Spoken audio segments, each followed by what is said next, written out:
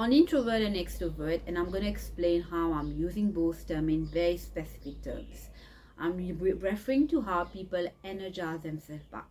So the way I'm using introvert and extrovert is how you energize yourself back. An introvert energize themselves back by spending time with themselves. It could be like they had a long tiresome week, and at the end of the week they need time with themselves. Maybe read, sleep, watch a movie on their own, or spend time in a very close knit with very close few people.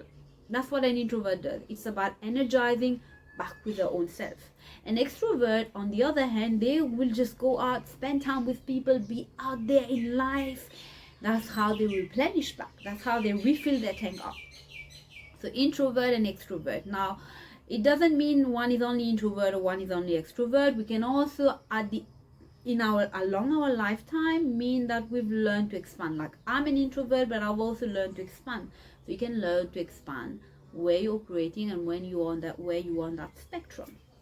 Now, one thing that I've noticed, use misconception and misunderstanding, is where people start confusing introvert with introvert afraid of people. Introvert don't like people. Introvert don't like noise. Introvert don't like relating, which is not true.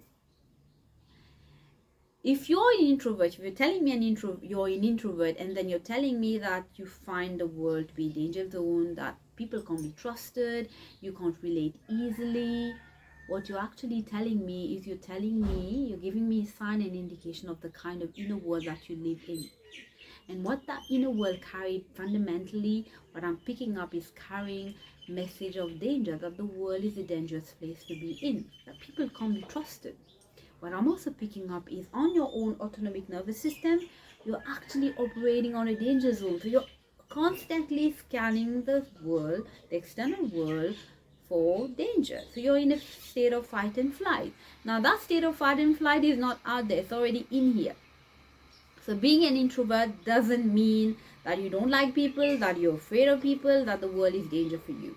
On the other hand, anyone, whether you're an introvert or you're an extrovert or you're somewhere in between on the spectrum, an ambivert, we all of us, we will have belief that may speak of, I can't trust people, the world is a danger zone, people can't be trusted, I'm unsafe, I don't belong. Not belonging is one of the beliefs that actually put us in those limiting, draining states. Not being enough, I'm not good enough. These are some of the beliefs that put us in limiting state. So if you constantly evolve in the world with this belief that I'm not enough, I'm not good enough, I don't belong, imagine how will you be relating with people? It's going to be challenging for you to relate, to even think of relating with someone else.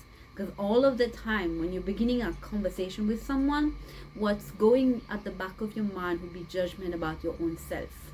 Whether you're being alike, whether you're good enough, whether you're worthy enough to belong. So take time to really reflect and to invite yourself into that self-awareness. Is it about introvert or extrovert for me? Or is it really about my beliefs? So what do I need to become aware of? And how can I support myself with whatever awareness that I will have from this?